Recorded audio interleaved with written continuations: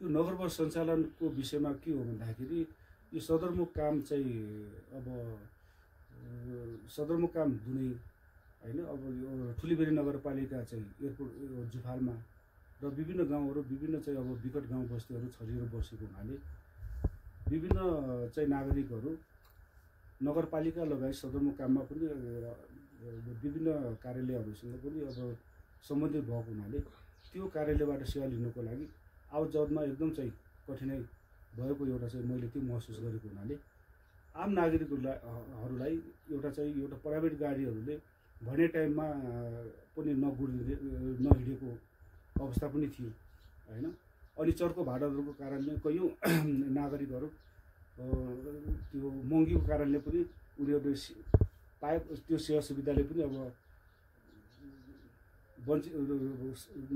नलिएर पनि यात्रा गरेको अवस्था थियो। त्यो भएको हुनाले मैले आम नागरिकहरूलाई बरु चाहिँ आफूले चढ्ने गाडी भन्दा पनि एउटा चाहिँ नगर बस सञ्चालन गर्दै गर्दा पहिलो अभ्यासमा कस्तो सफलता हुन्छ या असफलता हुन्छ भन्ने त्यो एउटा नतिजा हामीले अवलोकन गर्नको लागि पनि यो चाहिँ एउटा सुरु गरेको अवस्था हो। यो नगर बसले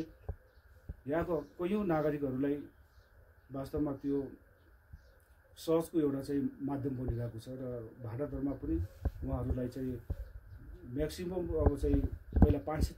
तिरेर आवतजावत गर्नु पर्थ्यो भने अहिले 200 मा पनि उहाँहरूले आवतजावत गरिरहनु भइरहेको छ र आम नागरिकहरूलाई यो एउटा चाहिँ सन्तुष्टिकै अब एउटा महसुस दिलाएको अवस्था जस्तो लागिरहेको छ मलाई।